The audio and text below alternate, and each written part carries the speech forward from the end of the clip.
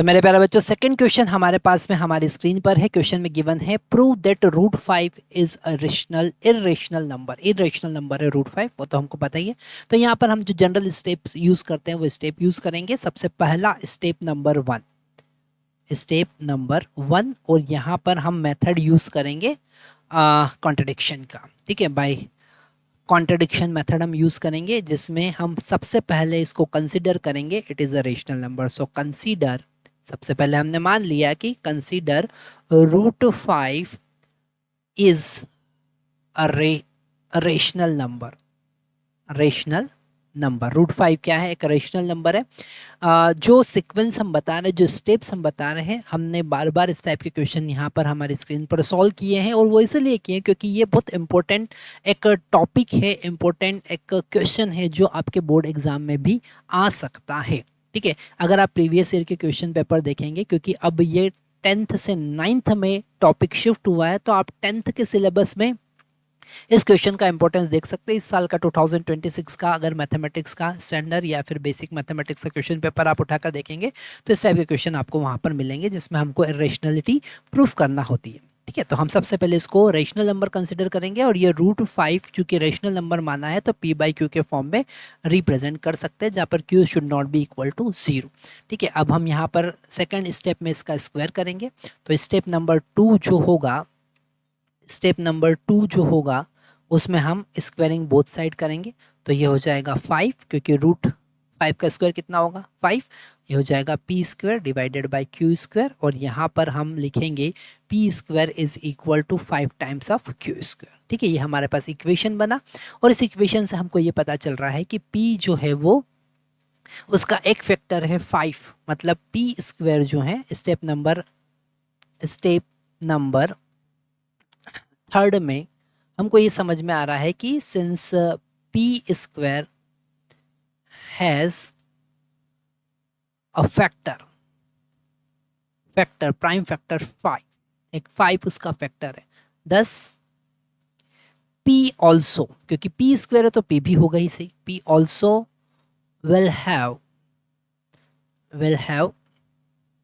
Factor 5 उसका factor होगा। और यहाँ पर 5 फैक्टर होगा मतलब जो पी स्क्वायर है वो 5 से डिविजिबल होगा। आप लिख सकते हैं ब्रैकेट में कि P square P also will be divisible, P also will be divisible by 5 से डिविजिबल होगा। अच्छा, यहाँ पर क्यू स्क्वायर क्यों डिविजिबल होगा? क्योंकि क्यू स्क्वायर एक इंटीजर है। ठीक है, क्यू एक इंटीजर है, पी बाई क्यू में पी और क्यू दोनों इंटीजर है, उसका स्क्वायर भी एक इंटीजर होगा, और पी स्क्वायर डिवाइडेड बाय 5 एक इंटीजर है, मतलब पी स्क्वायर जो है वो 5 से डिविजिबल है, कंप्लीटली डिविजिबल है। तो पी भी 5 से कंप्लीटली डिविजिबल होगा, मतलब पी को आप लिख सकते हैं 5k। क्या लिख सकते हैं? 5k यहाँ पर फिर से कोई इंटीजर है। ठीक है, तो यहाँ पर जब हम इसको रिप्लेस करेंगे स्टेप नंबर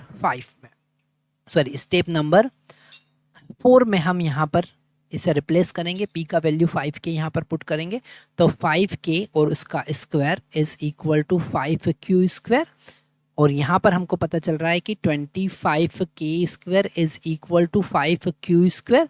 यहाँ पर ये कैंसिल होगा और q स्क्वायर हमको मिलेगा 5k स्क्वायर। ठीक है, अब यहाँ पर अगर k एक इंटीजर है तो k स्क्वायर भी एक इंटीजर होगा।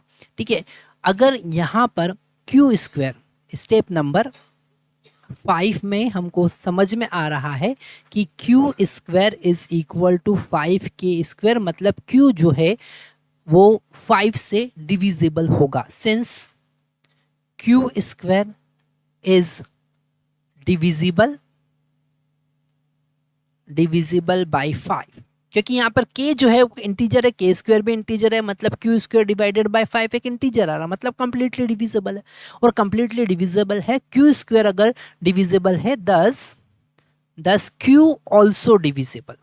ठीक है, q ऑल्सो डिविजिबल बाय 5 से डिविजिबल होगा। अब p भी डिविजिबल है, q भी डिविजिबल है, मतलब कि यहाँ पर p बाई q जो है वो सिंपलेस्ट फॉर्म नहीं है। हमने यहाँ पर कैसा फॉर्म कंसिडर किया था?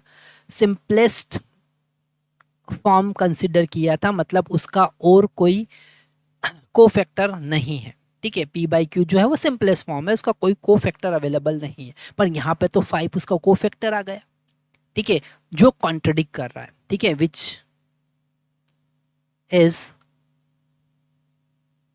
Contradicting step number 1।